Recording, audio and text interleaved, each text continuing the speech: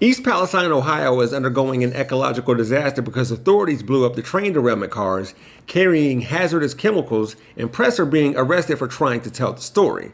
Oh, but UFOs. What is going on? That tweet came from one Representative Marjorie Taylor Greene out of Georgia, and I agree with her. Now, this isn't the first time this has happened. I've agreed with a previous tweet of hers shown in this video here. However, if there's somehow someone who was under the impression that this represents a turning over of a new leaf for her, well, it doesn't. She made that clear with this follow-up thread of hers. And before I continue, I'll share this clip which highlights the horrors of these hazardous materials, as I admit that I can show you better than I can tell you. With that said, I simultaneously felt compelled to talk about East Palestine, seeing how I'm from Ohio, but I have no idea of what I wanted to say because whatever I add isn't going to be new or different, and it definitely can't fix the problem. Plus, railroad companies, deregulation, and toxic chemicals aren't my thing. It isn't what I know. And with me being a habitual lane stayer, my TYT publisher, Tyler the producer, asked me several times when I was going to speak up and make this video. And that's when I realized the problem for me. In and of itself, we all need to leave our comfort zones for this, for each other, simply because we can. How knowledgeable do I need to be to raise alarms about how capitalism and policies put profits over people?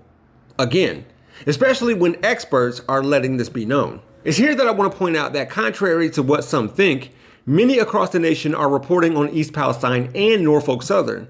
Not that there isn't plenty of blame to go around, with no one claiming responsibility and no one being held accountable yet. But none of this blame should go to the communities in Eastern Ohio and Western Pennsylvania, and this doesn't reflect how they voted, by the way. No matter who you voted for, this can happen to all of us. I mean, while I was still processing this train derailment, another happened near Houston. Furthermore, it shouldn't matter if it occurred in my neck of the woods or affects me personally. Look, this morning I learned that drinking water here in Columbus has been deemed safe from East Palestine train toxins, and I breathed a sigh of relief.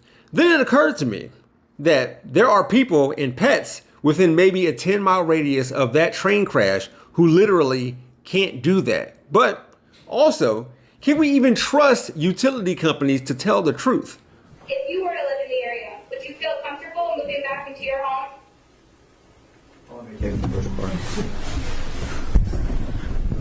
Look, I think that I would be drinking the bottled water, and I would be continuing to find out what the tests were showing as far as the air. I would be alert and concerned, but I think I would probably be back in my house. All of that to say, corporate greed is an ever-present danger in this country. Even the likes of MTG will agree with that. Controversial photo reveals undeniable truth about racism. In order to watch this video, you can find a link for it in the description below. For more of my content, look for me at my YouTube channel called We Gonna Be Alright, or click on the Jeff Wiggins hashtag. My architect knows Japanese.